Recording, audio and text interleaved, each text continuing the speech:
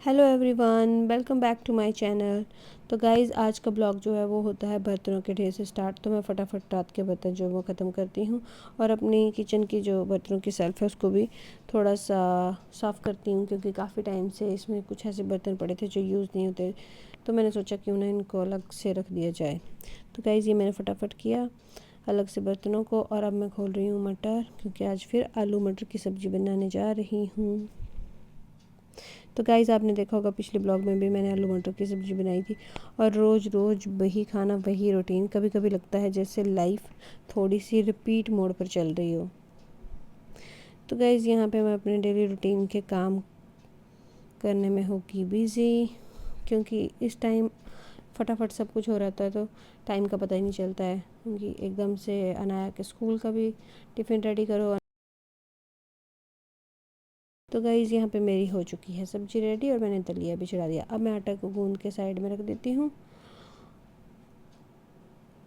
और मैंने आपको पहले ही बताया था कि मैं आटे को गूंद के साइड में रख देती हूँ। इससे क्या होता है कि वो बिल्कुल सॉफ्ट हो जाता है और आपको ज़्यादा जोर नहीं लगाना पड़ता। तो यहाँ पे मैं अनाया को भी रेडी करती हूँ और अनाया भी जाती है अपने स्कूल।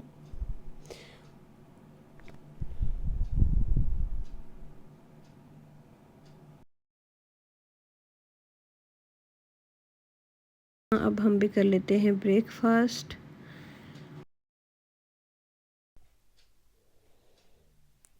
तो आज अनाया के पापा लेके जा रहे हैं अपनी बाइक।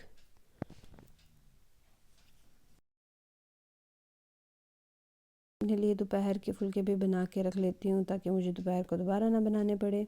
फिर मैं अनविका के साथ हो जाती हूँ बिज़ी। तो मेरे काम की सारी रूटीन चल ही रही थी कि इसी बीच स्कूल से एक मैसेज आया। मैसेज ये था कि स्कूल में ना बॉम्ब थ्रेट की खबर आई है। तो स्कूल के प्रिंसिपल को ना कोई मैसेज आया हुआ था कि बॉम्ब के रिगार्डिंग कुछ। तो स्कूल का नाम और सारी न्यूज़ जो सोशल मीडिया पे, न्यूज़ चैनल पे आने शुरू हो गई थी कि ऐसे ऐसे स्कूल में मैसेज आया हुआ है। और पुलिस वगैरह भी स्कूल में आ गई हुई थी, बच्चों को भी ग्राउंड में इकट्ठा कर दिया गया था। तो स्कूल से जब मैसेज आया 11 के करीब मुझे मैसेज मिला था कि ऐसे ऐसे छुट्टी जल्दी हो जाएगी। तो उस टाइम तो गाइज़ मैं भी बहुत घबरा गई थी, क्योंकि ऐसे न्यूज़ पढ़ते हैं ना तो डर तो लगता ही है कि हाँ, कहीं ऐसे कुछ टेंशन तो होती है। तो मैं कैब वाले को कंटिन्यू कॉल करे जा रही थी। तो बिज़ी बिज़ी आ रहा था, क्योंकि हर पेरेंट जो वो कॉल करते ही हैं। और तो फिर उसका नंबर जो था वो बिज़ी चल रहा था। फिर एट लास्ट उसके साथ मेरी बात हो गई और उसने बोला कि आप घबराओ मत, मैं उसको टाइम से ले आऊँगा जब भी छुट्टी होगी। तो गाइज़, अब अनाया जो वो भी घर पहुँच चुकी थी और मैं काफ़ी रिलैक्स थी। अब यहाँ सब्जी वाला आया था भैया, तो मैंने सोचा सब्जी भी ले लेती हूँ। और मैंने सब्जी इकट्ठी ले लेती हूँ थोड़े दिनों के लिए। तो सब्जी ज़्यादा हो गई थी, मेरे से उठाई नहीं जानी थी। तो सब्जी वाले अंकल ने मेरे घर के अंदर ही सब्जी रख दी।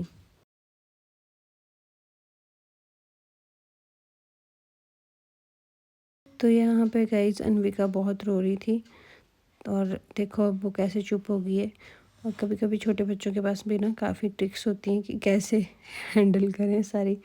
तो यहाँ पे ना अनाया ने हैंडल कर लिया उसको, वो रो रही थी और अनाया ने देखो कैसे टैकल कर लिया और वो बड़े आराम से अब देख के खुश हो रही है। तो गाइज़, अब शाम हो चुकी है और हम सो के उठ चुके हैं, क्योंकि आज अनाया जल्दी आ गई थी तो मैंने उसको भी सुला दिया था स्कूल से आके। यहाँ पे अनाया के पापा भी घर पहुँच चुके हैं। तो और आते ही वो बोल रहे हैं कि आज हम एयर प्योरीफायर लेके ही आएंगे। फिर मैंने कहा चलो तुम दोनों चले जाओ।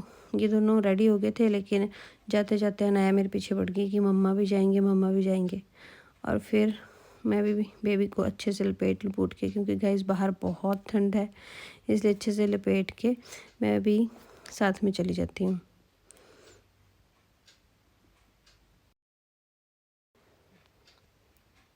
तो गाइज़, हम पहुंच चुके हैं मार्केट में और हमने क्रोमा से अपना एयर प्योरीफायर लेने का सोचा है।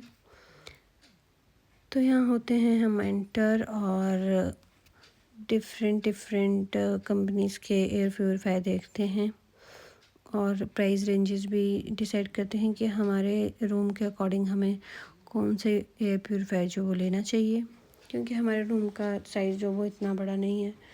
तो हमने उसके अकॉर्डिंग जो है वो अपना एयर प्योरीफायर सेलेक्ट किया। और फिर जब तक अनाया के पापा करवा रहे थे बिल, हमने सोचा हम थोड़ी सी रेस्ट कर लेते हैं। तो हम यहाँ पे बैठ के आराम से अपना टाइम स्पेंड कर रहे हैं। और यहाँ अपने अनाया थोड़े डांस मूवमेंट्स दिखा रही है।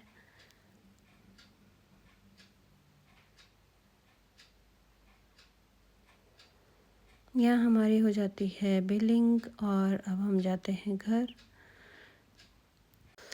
तो गाइज़ पहले तो मुझे लगता था ना कि हमें एयर प्योरीफाई की कोई नीड नहीं है, लेकिन अब जब से हमने इसको यूज़ करना स्टार्ट किया है तो पता चला कि सही में यहाँ पे शहरों में ना एयर की क्वालिटी ज़रा भी अच्छी नहीं है, क्योंकि इसमें अलग अलग लाइट्स आती हैं। तो जैसे वो शो करती हैं कि एयर इंडेक्स जो हो वो इस टाइम ऐसा है। तो जब भी हम इसको ऑन करते हैं ना, हमेशा रेड लाइट ही होती है और वो एयर क्वालिटी भी शो करता है कि अभी आपके रूम के जो एयर क्वालिटी है वो कैसी है। तो मुझे लगता है अब तो सही में ये सब के लिए नीडेड है, क्योंकि सही में हमारी एयर क्वालिटी जो वो ज़रा भी अच्छी नहीं रही है। एनीवे गाइस, तो ये बच्चों के लिए ठीक है। अब मेरे को लगता है, पहले तो मुझे लगता था कि इसकी नीड नहीं है कोई, लेकिन गाइस बदलते टाइम के साथ हमें अब ये सब चीज़ों का भी यूज़ करना ही पड़ेगा। और अब हम साथ में मिलके करते हैं अपना डिनर रेडी और करते हैं डिनर। तो thank you everyone for watching my blog. अगर आपको मेरे ब्लॉग पसंद आ रहे हैं तो लाइक, शेयर और सब्सक्राइब ज़रूर करें। Bye bye, thank you.